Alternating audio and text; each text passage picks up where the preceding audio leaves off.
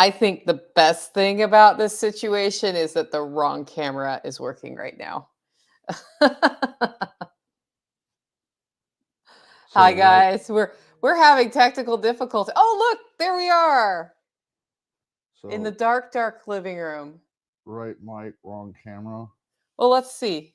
Can you guys hear us okay? 'Cause we had a little bit of weird. Yeah, right mic, wrong camera.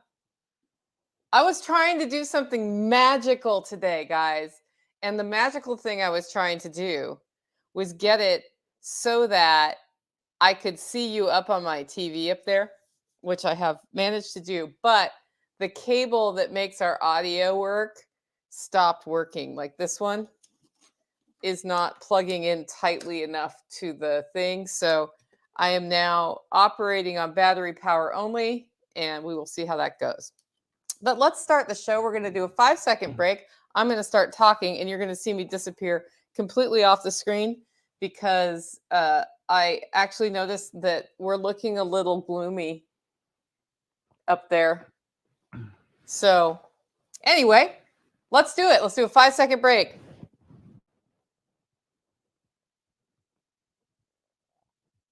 Welcome to Living Free in Tennessee, where we talk about building the life you choose on your terms. Today is Friday, February 9th, 2024. And this is episode 861 of Living Free in Tennessee. And it's a Homestead Happenings Day. So we're going to talk about all things on the homestead. And, you know, pretty much when I asked Tactical what he wanted to talk about, he only cares about one thing. He's got his one thing, and that's it. But before we jump into this, I do want to say, if you have a question in the live stream, do put the first one in all caps, if you can do that. Like first word. I see we already have a question at the top. Do you have info on what fence chargers you use? I have wooded areas and I'm going to be fencing and love to hear your thoughts on it.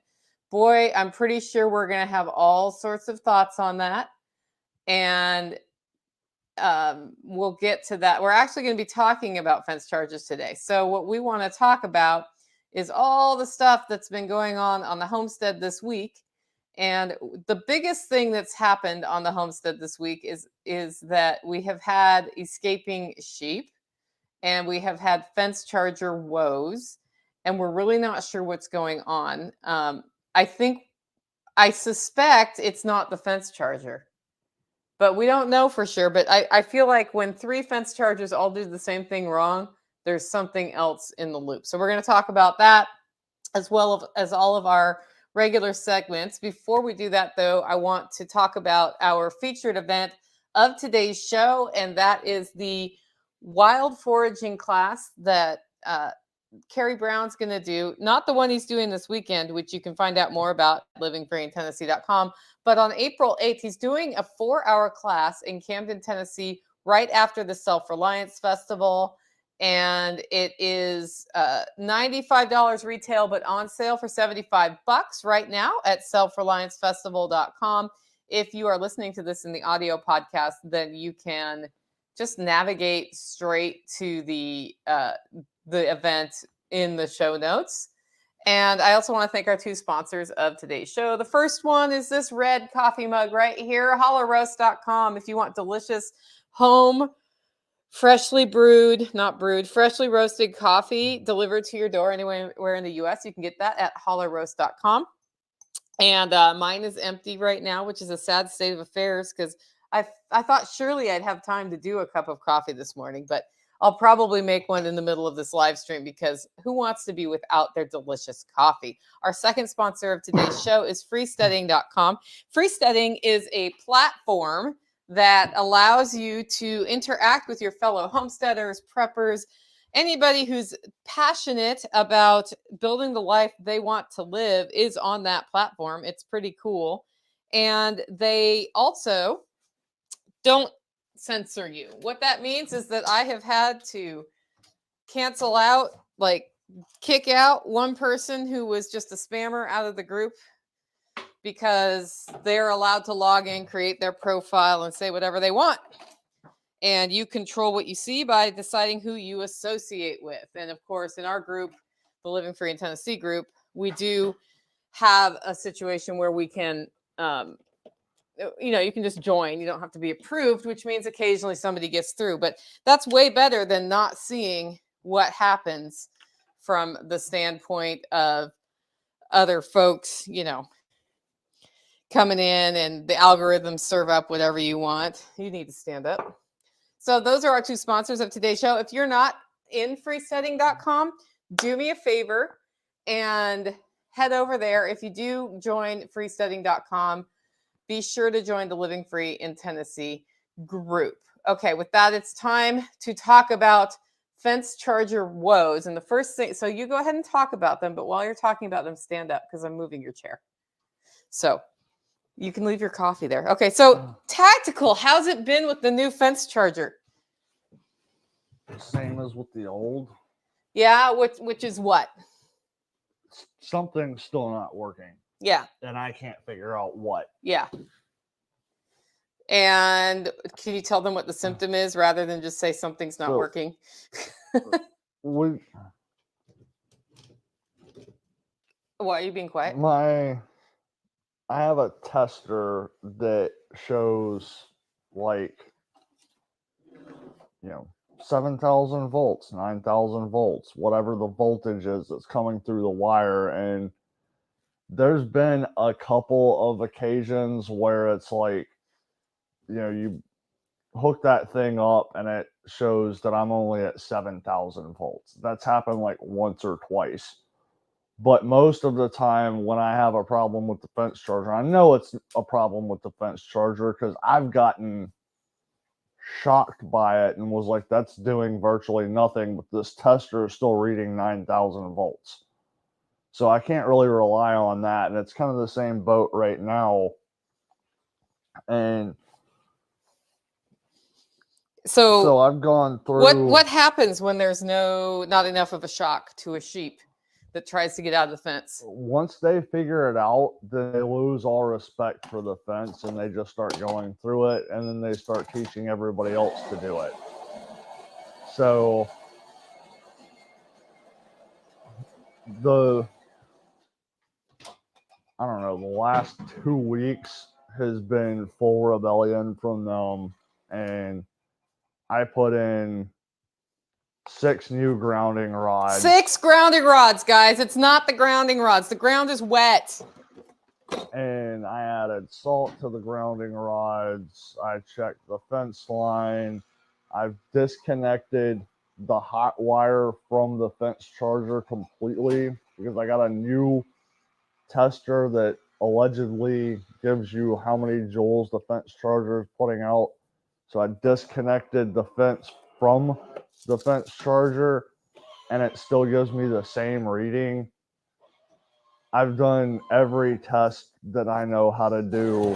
So more than likely what I'm going to end up doing is after we get off of here, I'm going to call the company that makes the fence charger and be like, what am I missing here? Because this thing should be doing more than it is, and it's not. The only thing we haven't switched out on the whole system or checked are the batteries that we use to run it, which are deep cell batteries. And I think we're going to just go ahead and do a core exchange and get a new one and see if it's a battery not putting out enough power thing, right? Just to see. But yeah, the batteries are only 1.5 or 2 years old. I'm probably going to try that just because that's the only thing that I haven't done. But I did even test. We have a Premier One 4-joule fence charger that's running off of 110, and I know that one's working. And I tested it, and it read 9.9. And I hooked another Premier One 4-joule up to the battery and tested it, and it read 9.9. So I tend to think it's not the battery, but I'm probably still going to buy another battery just because, it's the only thing I can think of that could possibly be an issue. Yes. So that's sort of been the woes of the fence charger. Now, what's the brand of the fence charger we have right now? The one we just got is a Cyclops, which is made in the USA. and it's bare bones basic. There's not even an on-off switch. It's literally just you hook up the battery clamps and it starts pulsing. Yeah. So it's actually really frustrating because the electric fence has basically worked for the last year and a half, little over a year and a half, and now nothing's working over at that pasture, which tells me there's something up over at that pasture. And it could be the fence charger. Like it could legitimately just be the fence chargers and we keep getting bad ones. That's right, Melissa. I got my coffee. That's why I wasn't on screen. But I feel like because we've had 3 fence chargers with the same problem that there's got to be something else. But I'm like 6 grounding rods is a lot of grounding rods. Yeah, And he doesn't have them all 6 in a little, like he has them distributed so that they're spaced out yeah, further than they need to be. they're done properly. So it's kind of interesting. And then Pip and I says maybe a bad cell in a battery. Yeah. So somebody asks you what's the volts on the battery? 12. Yeah, it's a 12-volt battery. Yeah. It's like a deep cell RV battery, right? Yeah, it's a 500 cold cranking out deep cycle marine battery. Yeah. Napa. I can't remember the number off of it. Yeah. So we're going to try it, but who knows? And I just want to thank everybody for bearing with me while I got our living room studio set up, because this isn't usually lighted or anything. So this is why we started in a cave today, because I had been messing with it. But I can actually see what you're saying up on my TV, which means that the words are a little bigger, which means I can be more interactive with you, which is why I've been trying to do this for like 3 weeks. Okay. So that's all he's thinking about. But he did tell me one thing this week that we finished that made him super happy. So we just upgraded the solar system charge controller. And this is what was really cool. So it's Signature Solar, right? That is the brand. I think so. Yeah, Signature Solar is the brand of the controller that we had. The is it control charger? The inverter. Inverter. Yeah, the inverter. And it's the one I chose last year. What I wanted it to do was pull from the panels first, pull from the grid second, and then allow us to plug in a generator if for some reason power's out and we need to top off the batteries. Okay. And Sean Mills designed the system. We put it in, and we had a few issues with how it interfaced with our system, right? Yeah, and the biggest issue we had is Wonky there was a wiring. ground Yeah. that was the vein of my hatred of electricity for a while. Yeah. So we had some grounding issues because, I mean, this property was wired in the 70s, and then intervening people lived here and quote unquote fixed it and didn't. So for the last, I don't know, 3 years, with the help of Matthew, who, what's the name of his company? Senior Chief Electric, who we've talked about before.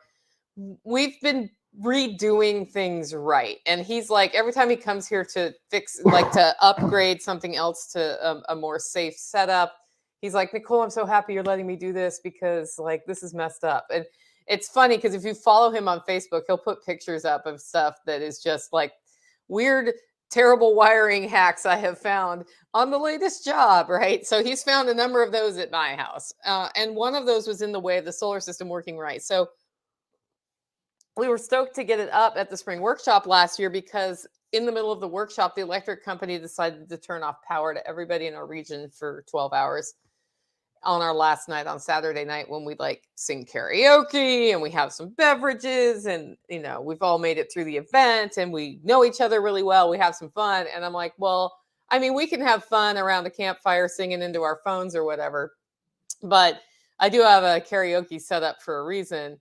And so the challenge to Sean was get this working. And he got everything working except for whenever my water pump kicked on, it broke a breaker in the system and wouldn't keep going. And so what we ended up doing was the lights worked on the solar system. I did run the karaoke sometimes on solar and sometimes on a generator. So we did generator karaoke, which is kind of fun. And then we just didn't use water, which is fine because we usually use composting outhouses anyway. So it was just a matter of they couldn't finish the dishes after dinner. Yeah. And we just did them in the morning. And, at an event like that, the scale of dishes is fairly high, like it's mountains of dishes, but it wasn't the end of the world. It was fine. And then we put a pin in it. Like Matt came out, I think that same day, that same Sunday, and tried to troubleshoot the grounding issue. Well, what has happened is we have troubleshot the grounding issue, but also Signature Solar came out with a better inverter controller. Yeah. And what they did to the customers who bought the one I bought is they said, if you return that one, we'll upgrade you to the new one for free. And I think this is because they've had a few sensitivities. I'm going to guess they had a few sensitivities in that one. So it was Probably. oversensitive to things and it was turning itself off. That was happening to us too. Yeah. So we couldn't have it automatically switch. You had to manually switch for the last year from wherever it was pulling power. And so so it's been sort of a complex project to move from grid power to off grid power, because there are some things where he lives that we keep it on the grid, like his electric stove, which will eventually be upgraded to propane, probably. Because so it was like there's no point in building a system to run the electric stove, because why would you do that? You're going to cook with gas or wood in that situation. It makes way more sense. And then the water heater is also electric. That will be upgraded to propane on demand. And then we're going to add a solar water heater to the system. That will be another build we do here at some point. Yeah. But for now, we're just pulling them off the grid because I have the grid power. There's no point in messing with it. We did invest in the solar setup that is down there, and it runs all of the water for the whole property, which is why we started there, because that's what we're doing is with logic, stepping back one thing at a time. The first project I ever did was a solar water heater for here, which really saves me a lot. So it saves me probably $350 every year now in propane. Yeah. Which is significant. And so that it paid for itself in a couple of years.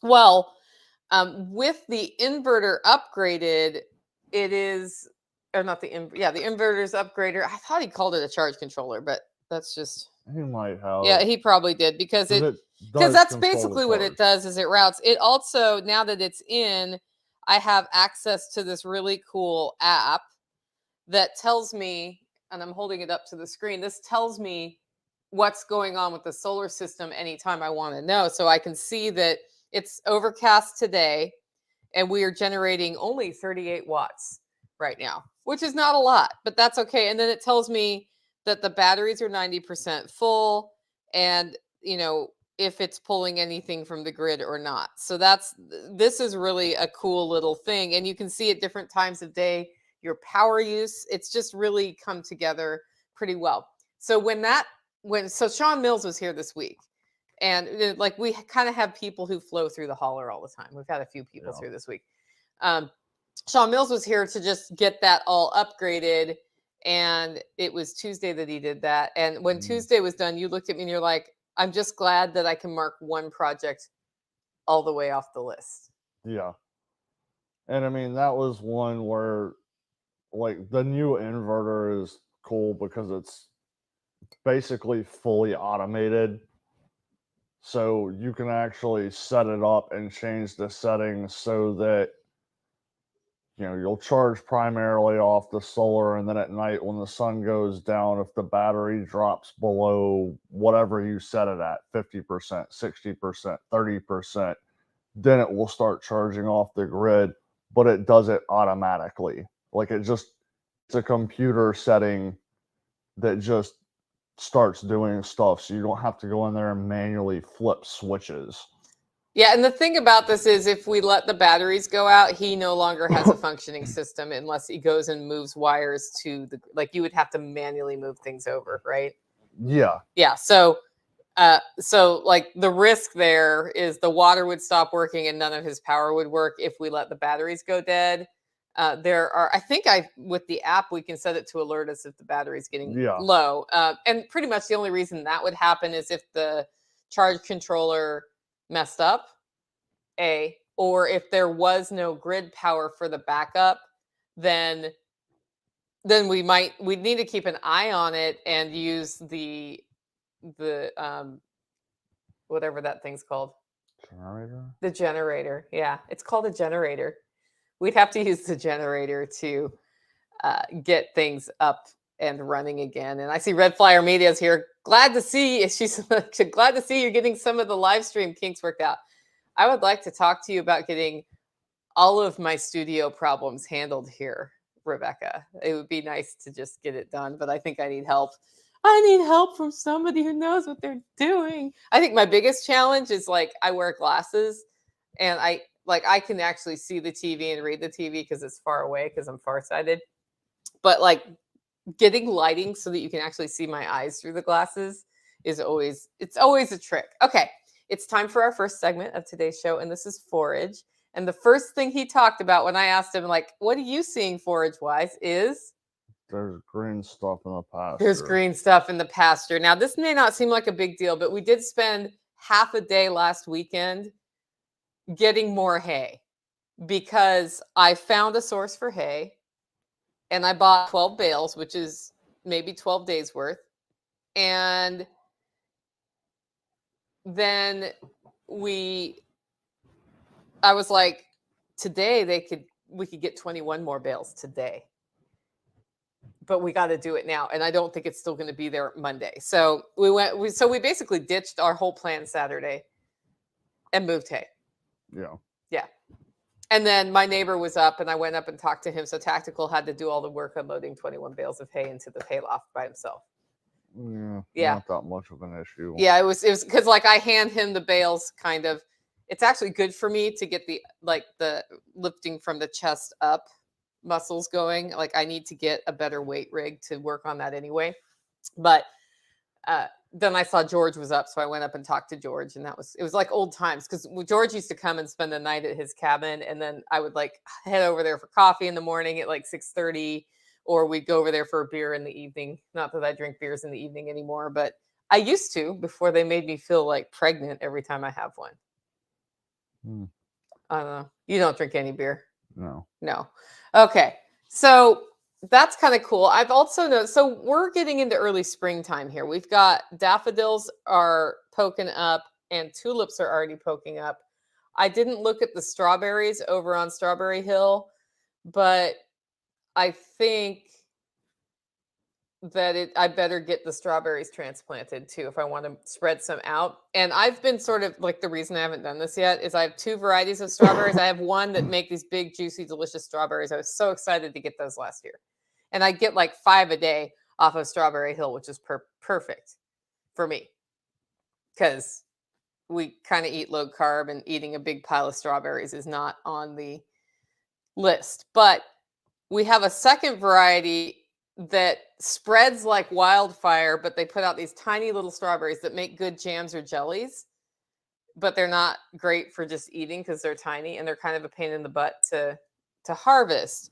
Like the good part of it is their ground cover. So I feel like in the food forest, I could spread those out and they would just take over, and that would be better than having the vinca vine there. But I'd rather have the nice berries. So I may do a combination of both varieties. And right now is a good time to transplant them. I probably should have transplanted them a few weeks ago because they were dormant. But even as they're coming up, it's fine. And the way strawberries propagate is they put out runners and they make new plants. So we'll just move those around and see what happens. And this, that's like, it's like printing money. I don't have to buy strawberries. So that's kind of cool. The watercress is still recovering from the deep freeze we had, followed by a lot of rain. It's not tall enough to harvest in the creek, but it is tall enough to harvest in my aquaponics system because I covered my aquaponics system. And then the trees have buds on them. So it's just in time for us to get another deep freeze and make sure we don't have any fruit this year. Probably. That's what happens every year. And, it's funny because John Willis at Special Operations Equipment ends up producing peaches. And I'm like, you have peaches on your trees. I just get like frost every year and no peaches. And he's like 5 degrees warmer than we are. And I think that 5 degrees makes a huge difference. So, guys, remember, if you have any questions about the homestead or what we're talking about, just put them in there. I see Rebecca's having fun. Yes, she says we need to do that studio thing. Yes. Yes. Ready. I'm ready to schedule you. I hope to see you in April. Maybe we should do it in April. I might need a shopping list before you come here, though. Okay. Next up, we talk about livestock. It's rabbit weekend. What does that mean? It is definitely time to process some rabbits. We're going to be processing rabbits, and I still haven't processed the roosters, although I looked at them and intended to process them at least 4 times this week. It's just been a week. It's been a week. Yeah. We've spent a lot of time over at the pasture chasing sheep back in and like walking the fence line to see if it's grounding out somewhere or shorting out somewhere. Because if your electric fence touches a tree or something, that's why you don't have the power, right? So that seemed like the most logical thing to look at, I thought. So we walked it. And Tactical's like, I don't think that's it, but I'll walk it one more time because I don't know what else to do. So we sort of split things up and walked it.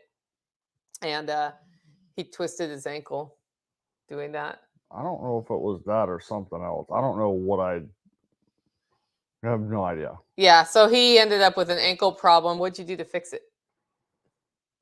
A variety of different herbal everything. Yeah, I had fresh arnica oil here, and when he told me that his tendons felt swollen, he didn't have a lot of visible swelling or any swelling or bruising, but I was like, I have arnica oil, and this is an early on point in the injury, so like, rub that on there now, and if it doesn't work, whatever, but if it does work, you're going to be super happy.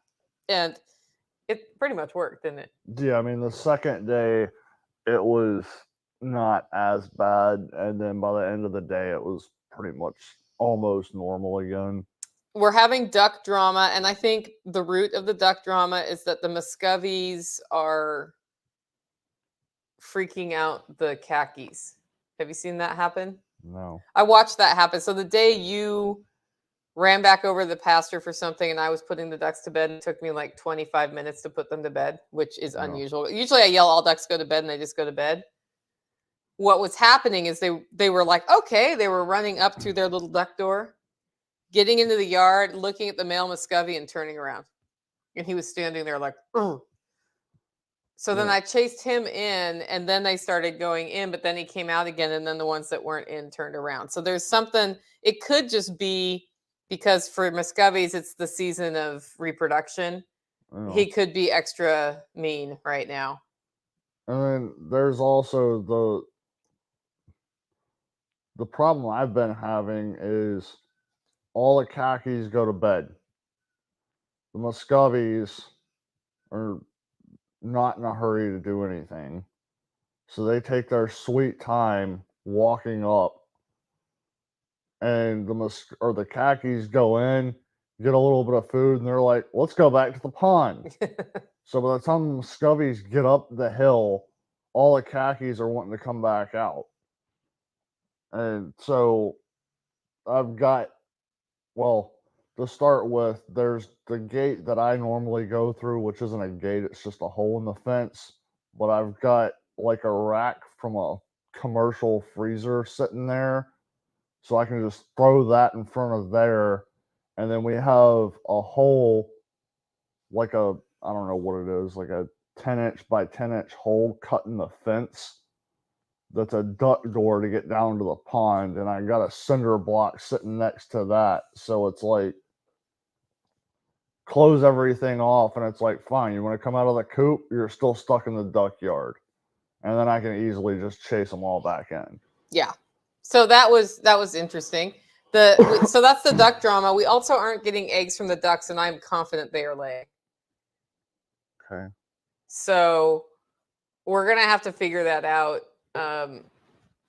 I may go hardcore ducktail this week after this weekend. I want to make the coop a little different for them and see if that also impacts it. And then I want to count males and decide if we need to cull males. We need to cull males, I can tell you that much. Well, 1 male to 5 to 7 is the ratio. Yeah, and we've got like 5 males or 6 males. We've got like 6 or 7. Yeah, so we may be having duck stew next week. We'll see. And It's just dumb that we're not getting eggs because I know the chickens are laying somewhere too. Yeah. And what happens is they hide their eggs. So the chickens need to have their wings clipped. I agree with that. Yeah. So we've just got a lot of poultry work to do. And all of these things I just mentioned to you are not good do it by yourself projects, which is why they haven't been done. Because I've been by myself or he's been by himself and we can do it by ourselves, but it's a lot easier with somebody to help you. So I'm hoping that this week we get more done together. Like we've done a decent number of together projects this week. Yeah. Like for me, the sheep are just consuming an enormous amount of time right now. Yes, I would agree. Every time I ask him what he's doing today, he's like racking fracking sheep, racking fracking fencing, racking fracking charger. That's basically that's the conversation I've had with you all week. Yeah. And rack and frackin' is usually choice words that somebody who was in the military for so many years has been exposed to in the military. Oh, We'll just leave it at that. Okay. The other thing is we have very pregnant sheep. yeah.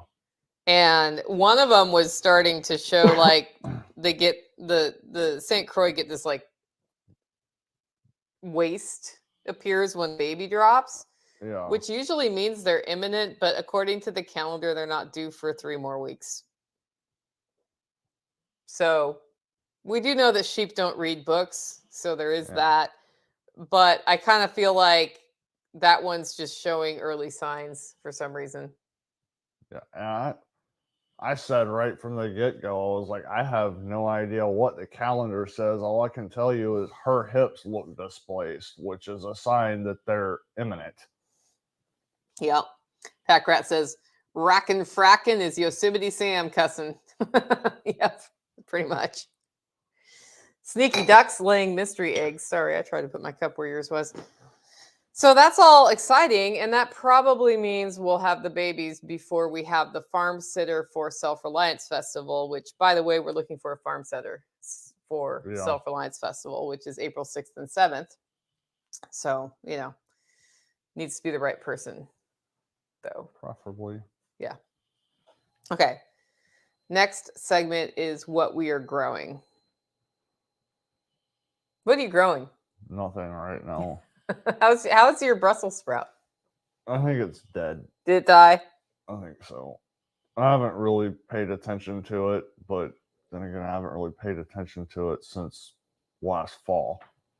My big achievement was I got the pollarding of the fodder trees done, all except for the willows, which are over. They're just natural willows that are growing over by the creek where I go to get the watercress. And that's something that I always intended to do and kind of got done, but like I for real got it done this year. Yeah. And there are a couple other elder trees, box elder trees that I could use help with somebody with better chainsaw skills than I have because we let those go too long. Yeah. And I should actually double check the mulberry tree. Okay. Oh, did you put, I forgot to have you put those poplar whips in. Yeah, they're probably dead. Oh, we could try. Mm-hmm. So I pollarded the poplar.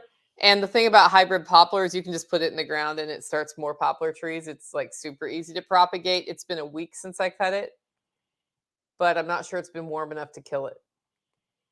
So we have some places in the back of the property where we'd like to gradually replace the cedars with fodder trees. And that starts because then you have like natural modeled shade for young trees. So my thought was it's going to take us 20 minutes to stick them in the ground back there. And if anything takes off, it does. And if nothing takes off, it was 25 minutes. Wow. Yeah. So that's been the cool thing about the fodder tree systems that we got from Nick Ferguson from rareplantstore.com is that he's chosen varieties that are very easy to propagate. And that means when you get one set in, if you do a little bit of work, you can just exponentially expand your fodder tree system. Last year, did we feed fodder trees to our livestock? Not really. Not a lot. We fed some box elder to the sheep or to the goats, but this year there's a plan to have it on a monthly cycle where we just evaluate and feed it to them fresh. There's like two things you can do with fodder systems. One, you can feed it to them fresh. Two, you can dry it or ferment it, making silage basically for winter use. My plan is to feed it to them fresh because the volume we have right now is not enough that we have surplus if we just feed it to them fresh. And the sheep love it and the goats love it. Could you please provide a link to the sites where you prefer to find trees? It's rareplantstore.com. Nick Ferguson does rareplantstore.com. He has a fodder system. It's actually a deer focused one, but you can feed it to your other ruminants. And I don't know if he's sold out yet. He sells out pretty quickly. So if you're interested in a bundle, he'll send you like bare root trees at the time of year when it makes sense for your geographic location. And then what I did with mine is I kept them in small nursery pots and watered them up near the house and put them in sort of a shady spot. And then at the end of summer, so I kept them through the summer like that. And in the fall, we put them in here. And I did that because my experience with bare root trees in Tennessee is that I don't have as good of success with them going in the ground versus something that I've nurtured like that. So for me, it was worth just getting some of them going. And then we put them out and they've done great. Yeah. Have we lost any? I don't think so. Yeah, I don't think we've lost any at all. So that worked out really well. There is the other thing we've got going on right now is that there is a ton to do before spring. So like what's happening in Tennessee right now is we're getting all the signs of an early spring. Now that does not mean that in April we couldn't have a deep freeze. I've seen it happen before.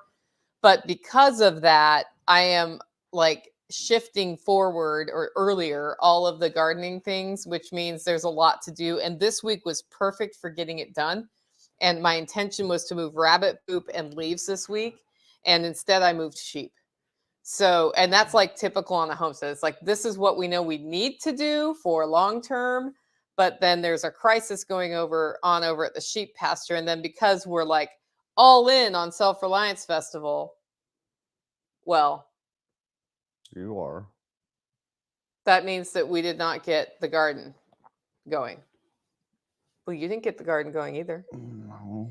Yeah, he's not all in on Self-Reliance Festival, but I am. Like I had, I don't know, 2 hours of meetings yesterday about it and rolling out like Angry Americans coming. So that's pretty cool.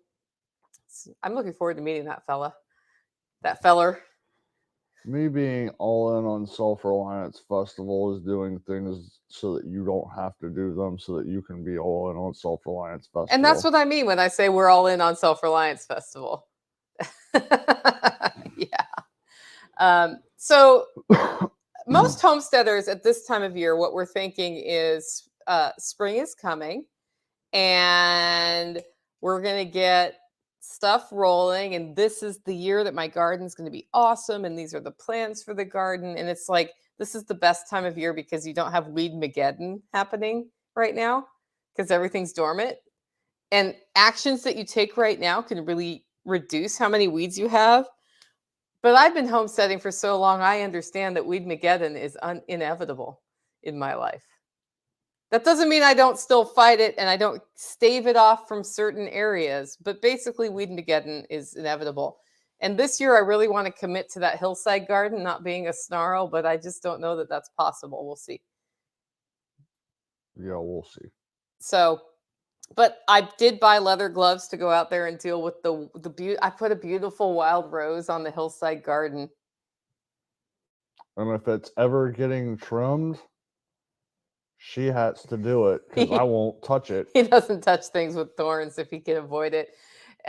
Well, here's the thing. So I was walking in the woods and I saw this beautiful vine growing up a tree and it had all these wonderful wild roses on it. And rose is my favorite flower to cultivate, by the way. Like before I lived here, I lived in the city of roses. I had an awesome rose garden. I love roses. I've got some varieties out there that I love. I haven't done a lot of roses here, but then they're also medicinal. The petals from roses are a great, like, they can boost your immune system. There's vitamin C and rose hips. There's all this stuff. So a wild rose is going to be super resilient, right? Sure. And they're vining. And so I was like, I'll put one here, one here. We'll build a trellis. It can go over the trellis. It'll be beautiful.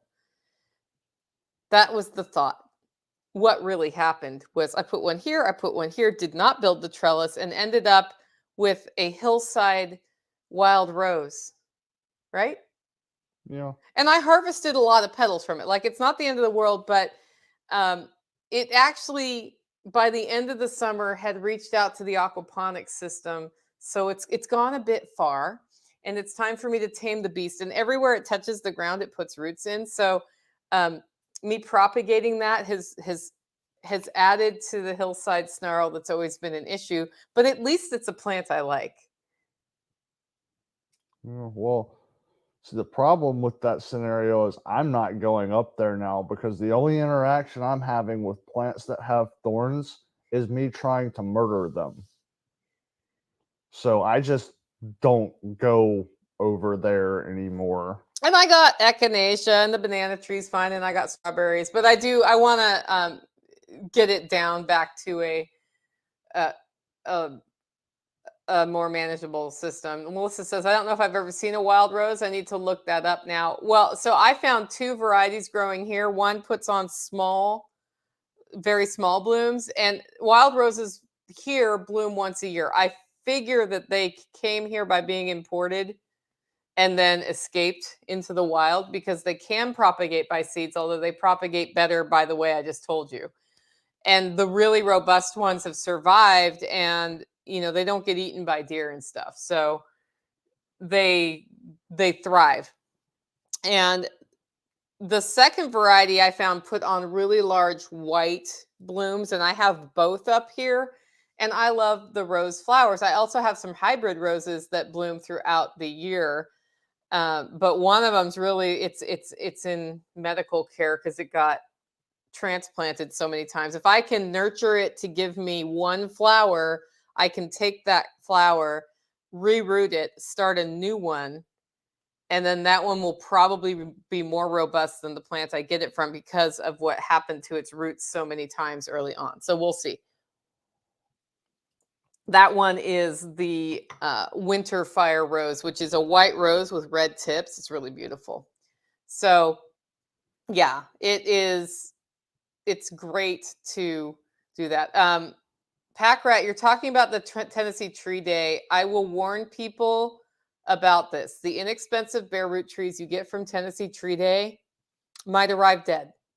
And it depends on who you pick them up from. So I've done that one time, and I got 20 trees, and I put them in pots and nurtured them, and they were already dead because the person where you went to pick them up had not kept them properly stored. And to keep bare root trees properly stored, you can't let the tiny little hair roots dry out. So for me, Tennessee Tree Day was a huge waste of money, and I'm never going to do it again after that. In fact, I've stopped buying plants from the nursery where I picked that up because I'm like, they don't know how to treat these. And that doesn't bode well for anything else I get from that nursery. So Yeah. it is a way you can get cheap trees, but be careful of your resource. So if Pack Rat has a place where he's gotten them and it's worked, get them there. It's better driving there than getting them from somebody who doesn't properly care for them. And then it's a waste. It's not like you can get your money back, but you are paying like $2 to $5 a tree. So it is super cheap. Yeah. He says, I've heard volunteers can mix varieties up. Yeah, you have to also be willing to get whatever you get. There is that. So Melissa's wondering if the medicinal properties are the same for wild versus hybrid store-bought. No idea. I do know that some of the hybrids don't make rose hips, and so I'm really interested in the rose hips as well as the petals. I harvest the petals usually at a time of day where the sun hasn't hit them yet, and then I just dry them, air dry them, and they retain their color. If they've been hit by the sun, sometimes you'll get some browning. I don't know if that matters, but they look prettier if you do it the other way. So It just depends. And we have places in the holler where it can be 11 in the morning and the sun still hasn't hit the roses. Well, Yeah. So anyway, so that's what's growing at this point. Homegrown meals. So this is my favorite conversation every Friday morning. Hey, Tactical, were there any homegrown meals you liked? And he always says, I can't remember what I ate this week. especially in a week like this one where everything is just straight up a bar. Yeah. And then he's like, I remember the pork chops. Why do you remember the pork chops in particular? Because it was a block of meat wrapped in paper. So I took this block of meat wrapped in paper that I had not labeled out of the freezer, and I'm like, this is what's for dinner. I have no idea what's in it. And then as I got to thinking, I was like, I bet those are pork chops that Ken Esch and his wife cut up for me because I had them use their bandsaw, their meat bandsaw to do it. And they came all in a box, and I should have labeled them before I put them in the freezer, which I did not. And so I started looking up, like, how do I want to cook pork chops? Because I know how I always cook pork chops, but sometimes it's fun to look for a new way. And I decided the most efficient way for me to cook them was to just pan fry them. And then they weren't defrosted the first day all the way, so I waited till the second day. And sure enough, it was pork chops. And there were 6 thick cut pork chops, right? Sure. Yeah. So I cooked 4 of them. I ate 1 of them, and he ate 3 of them. Sounds about right. Yeah.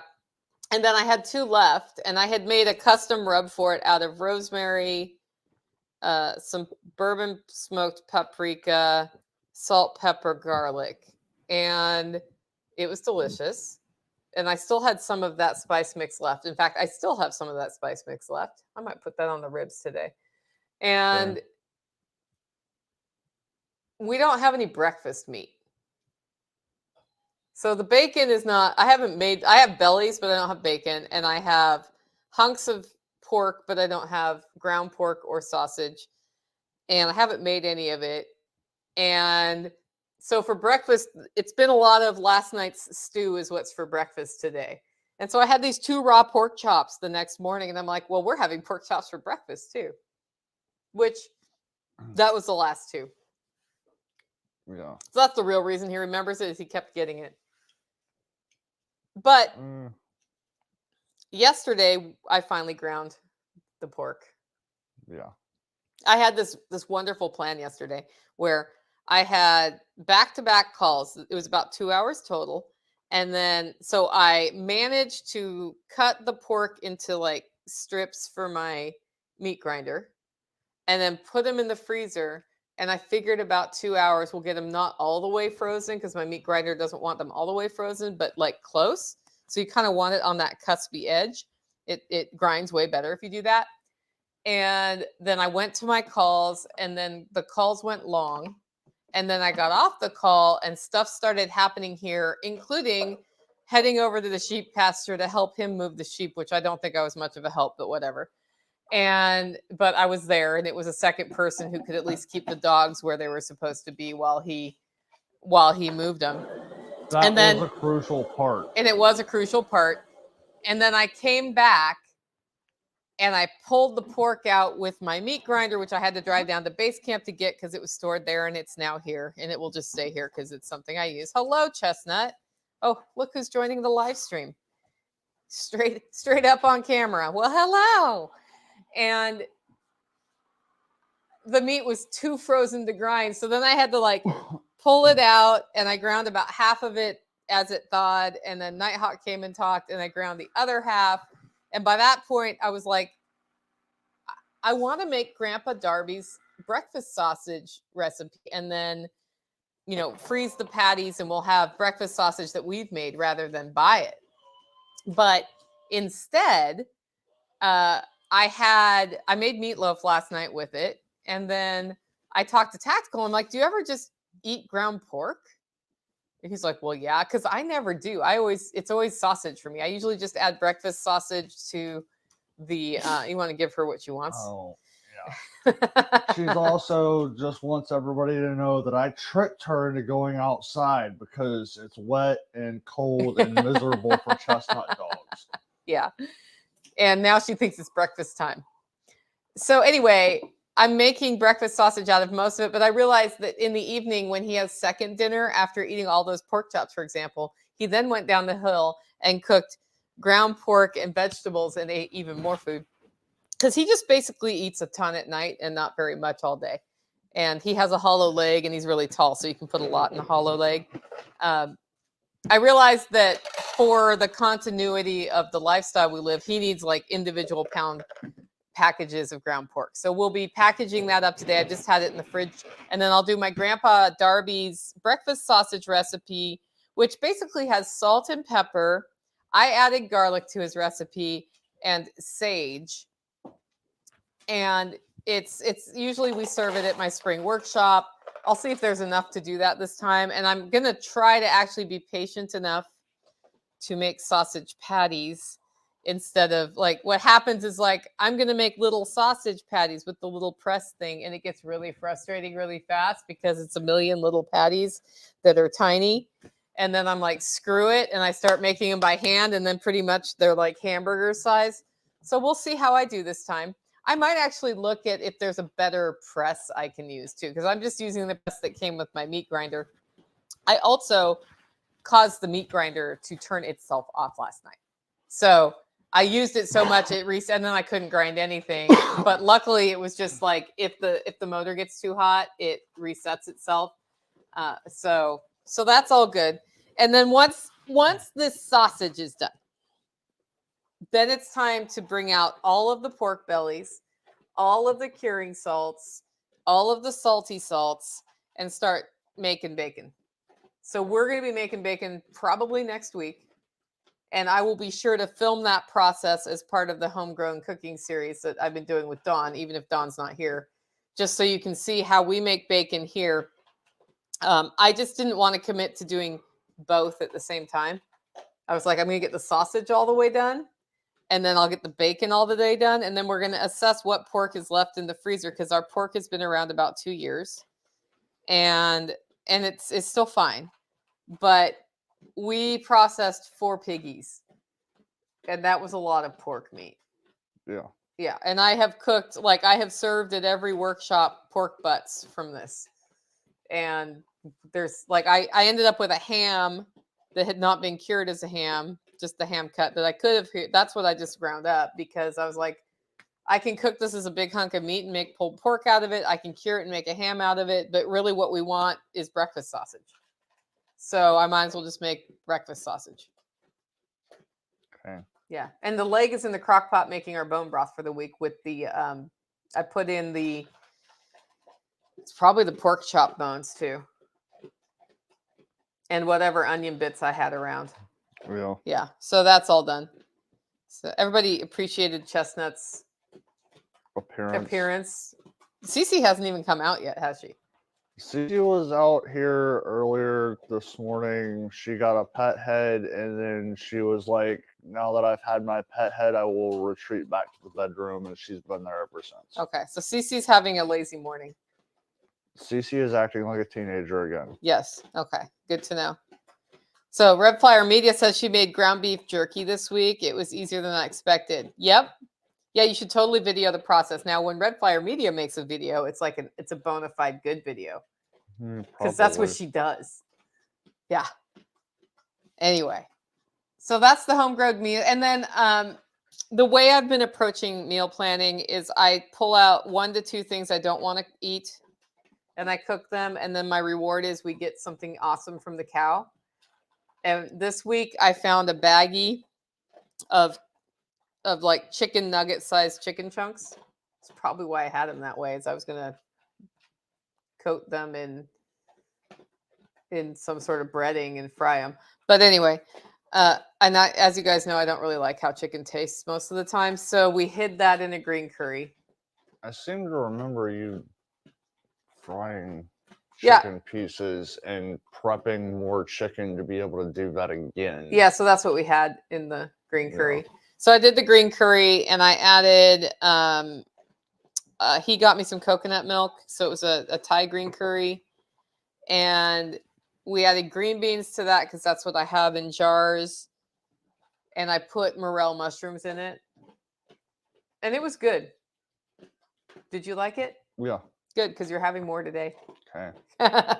We didn't finish it all, so I just sort of, my connection will end in 7 seconds. Okay, we're about to go off the TV for some reason. I wonder why. Maybe you have to pay to go longer than an hour. So now we're just back to this. That's fine. So anyway, those were the notable meals last night. We had the meatloaf and a homemade salad dressing. And what I put in the homemade salad dressing was I had the rest of the brine left from, what are you looking at? Comments. Okay. I had the rest of the brine left from artichoke hearts. And then I had the water that had what are those called? Truffle, like the mushroom truffles in them.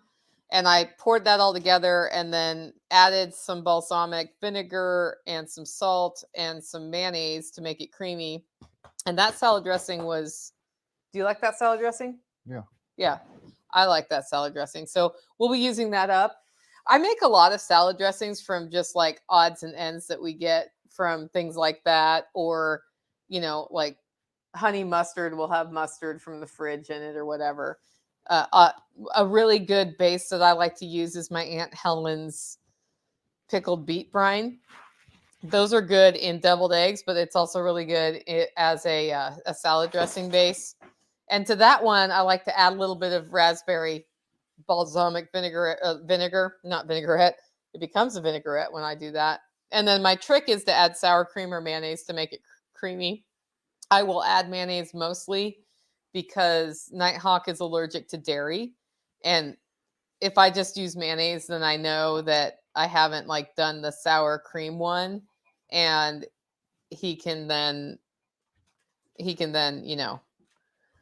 come over and safely eat, and I don't give him problems with sour cream, basically. But when I know he's not going to be over, and if I have sour cream here, I'll totally use it as a salad dressing base. And then, of course, you can just not add anything creamy, and it's delicious, too. Actually, Melissa, who's in the comments, is a pro at making homemade salad dressings. I think one of the easiest upgrades in your food quality to do is learn how to make homemade salad dressings and make them. It doesn't take that much time once you get it, and you can customize it to each salad. Yeah. And it's a little bit different. He's like, yeah. Do you ever make homemade salad dressing? Have I? Yeah. Yeah. When? Various times in life. Have you made salad dressing since you moved to the holler? Probably not. The truth comes out. Haven't had a need to. Yeah, that's what happens.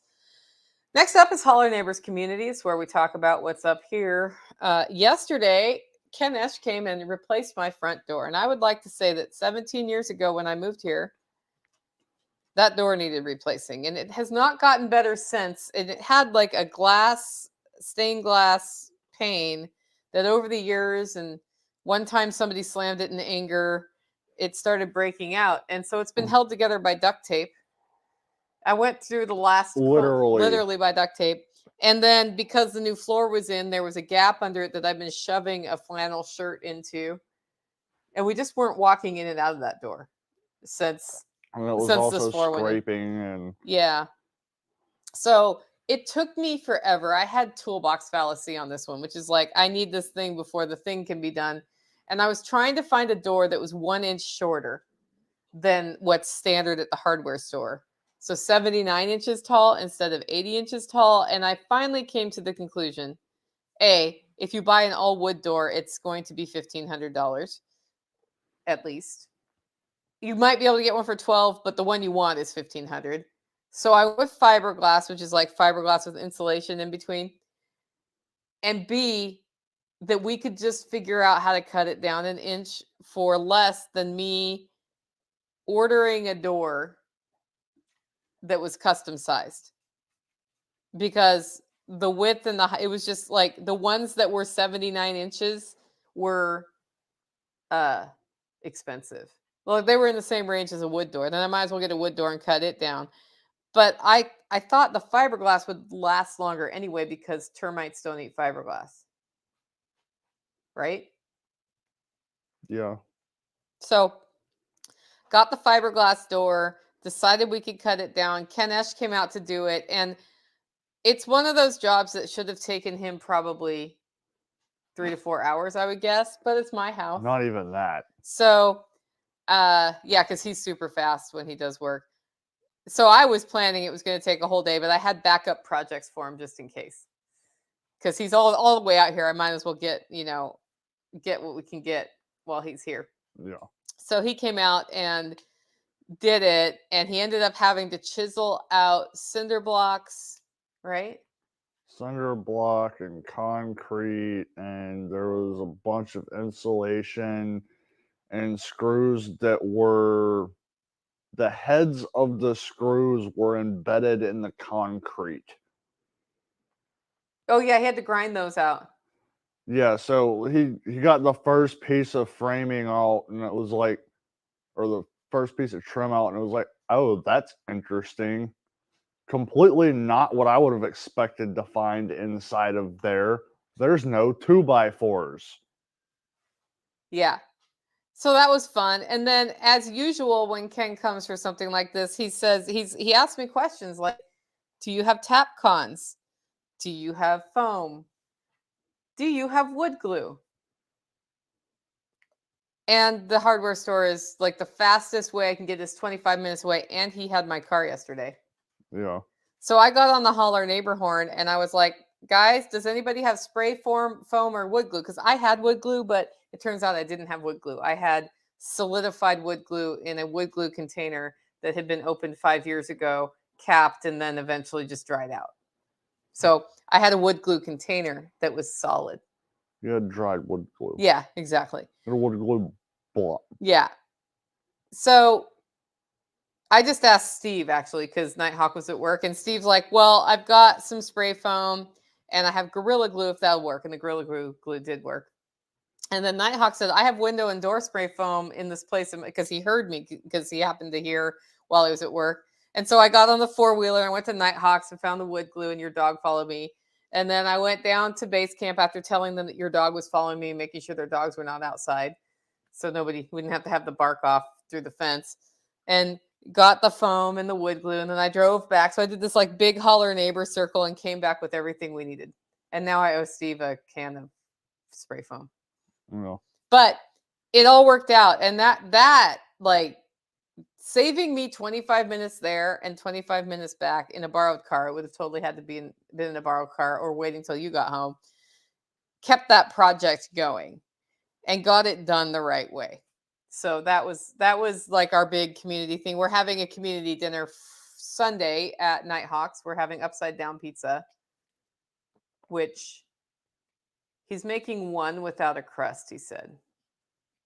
Yeah. So we'll see how that goes. K-Bonk says cut the top of the door. K-Bonk, can you email me the instructions to the black soldier fly thing you sent me so that I can figure out how to get that set up? Because of course I lost the piece of paper because that's me. Anyway, he sent me these 3D printed things that you attach. Yeah, I want to try them this year. Okay. And then we can feed the black soldier fly larva to the chickens. Okay. Doesn't that sound fun? It sounds fun to put that in the chicken yard. Right. I want to do it so that because when the larva, they climb out. Yeah. If we can set it up to like climb out and end up in their feed area, then they can just eat them on the way out. Okay. Yeah. Anyway, that'll be fun to play with. Letty says, yum. She's not talking about black soldier fly larvae. She's talking about upside down pizza. Skillet pizza works really well too if you're keto, where you don't have to have a crust. You just put everything you put on pizza in a cast iron skillet and scoop it out. K-Bonk says copy that. And then I don't know if you guys remember, but years ago, I was going to get a motorcycle 2 years ago because I love riding motorcycles. And then it was early January, I think. And I managed the Facebook page for the community. I help administer that or moderate that. And there was a terrible motorcycle crash on our road right out here. And what we ask of our group when a bad crash like that happens is they don't say who it is until the family has been notified. And we know the family's been notified because the local news source here will put it out, but they wait the family's notified. Yeah. So there was a crash, and I'm monitoring it because I'm like, if somebody says who it is, we'll just we'll get in there and tell them, hey, hold off. We're deleting your comment because we don't know if the family knows or not yet. And so we try to keep it focused on positive and helpful things to the people who are hurt, rather than gossip about the person getting life flighted. And the person did get life flighted. And then I saw from a close friend of mine that her husband had just been in a motorcycle accident. And this is not somebody I just sort of know. Like, this is somebody who we have spent significant time with. And I put one and one together and realized that motorcycle crash was my friend. Because I remember when that motorcycle crash happened, I knew the car was messed up too. And so I was calling all the people who come here after work and saying, be careful. Just want to make sure you weren't in this crash. But if you were not in this crash and you go to that intersection, there's a whole lot going on there. You might want to go home a different way. And it turned out he was in the ICU. And his wife in Nashville, that he was life flighted, his wife was there too. And the daughter was coming down from Michigan. And so I reached out. I'm like, can I do anything to help, feed your animals? And they have German Shepherds that are trained to keep intruders out. Yes. And she's like, it'd be really nice if somebody could feed my dogs, because I'm not going to be home, and let them out to pee so they don't pee in the house. Because at the end of the day, if you leave your dog unfed in your house for 24 hours, what's going to happen is you're going to end up with poop on the ground and a hungry animal when you get home, but they're not going to die. Possibly torn up food. Yeah, right, exactly. So I was like, okay, so we go over there and walk in this house, and I have met the dogs, so they at least know who I am. But I'm like, am I going to get bitten? I have somebody help. He was helping me. You were there, right?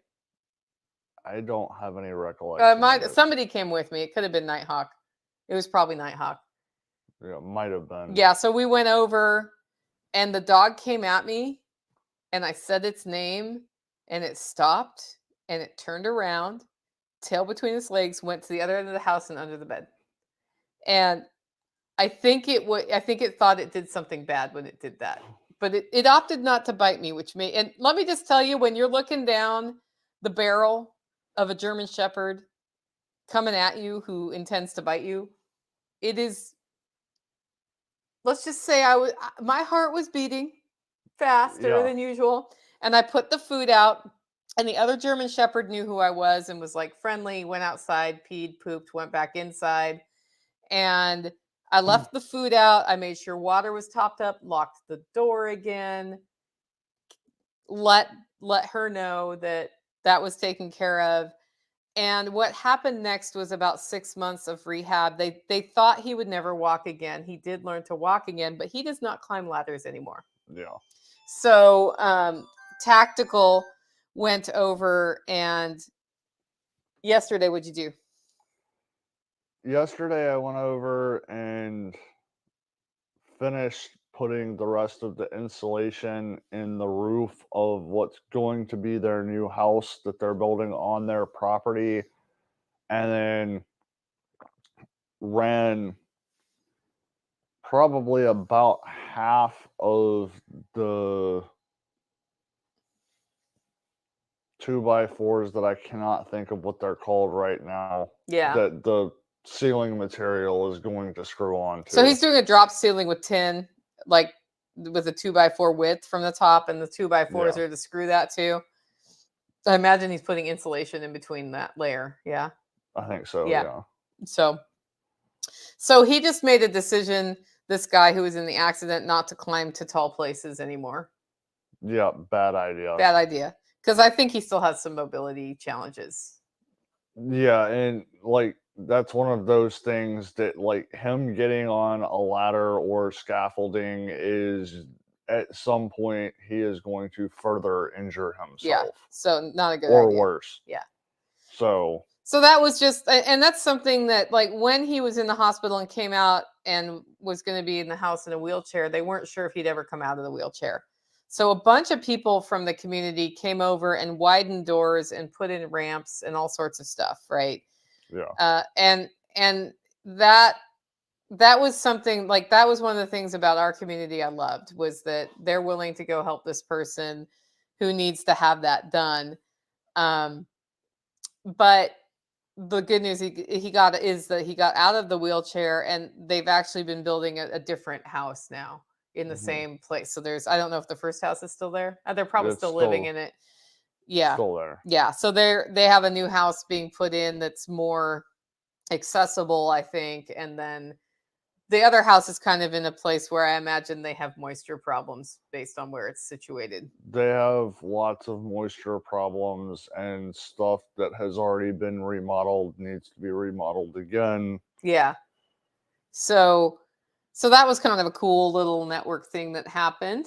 Um, Next up, we have infrastructure, where we talk about stuff we've already talked about. So we're not going to talk about it, except for, while Sean's here, we put together the Glamper solar build, which we're doing at the Living Free in Tennessee Spring Workshop.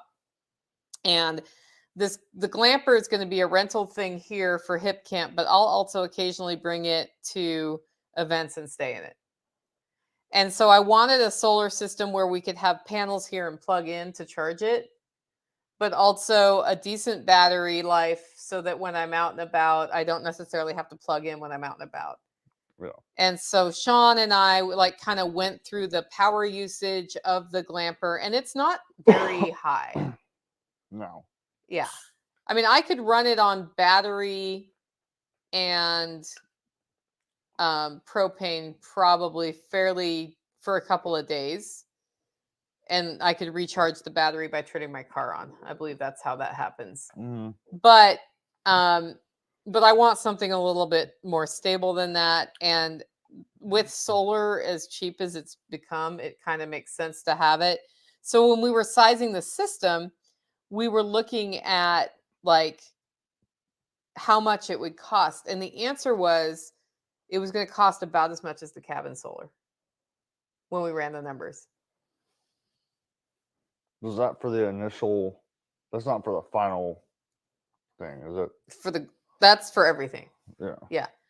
And then I asked Sean this question. I said, well, if I don't run the air conditioner on the solar system, does that change the math? And it changes it a lot. Yeah.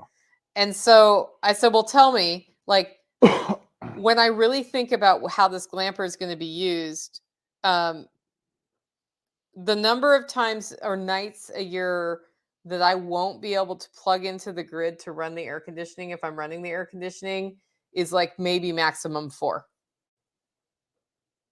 Is it really worth that much money for me to run the air conditioning?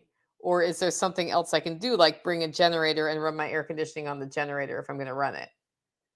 And we kind of went back and forth and figured out, like, it just, like, financially does not make sense. I can run $5 worth of gas in my Yeah. generator to cool it if it needs to be cooled at night. And at nighttime, you're not getting beat by the sun.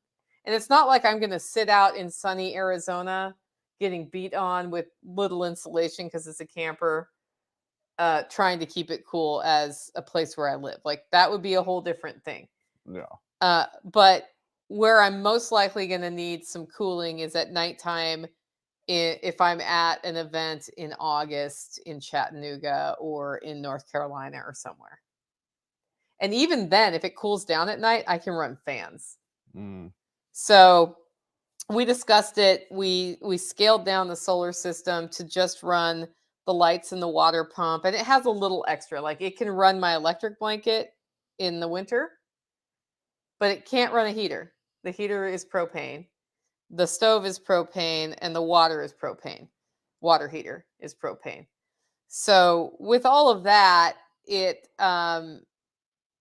actually made sense. And then we figured out we can put some stick-on panels on the roof, which are not as efficient as your like big panels, but they will recharge, and I can have the generator with me. So if I ever need to top it off and don't have the ability to charge from the grid, I can do that. So it's basically like a mini version of the camper of the cabin solar build that we're doing at the spring workshop.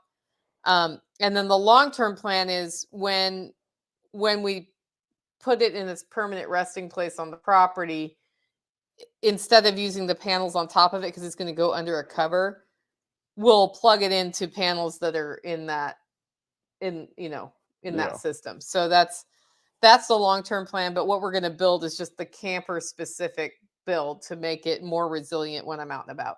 Yeah. Yeah. So that was kind of cool. And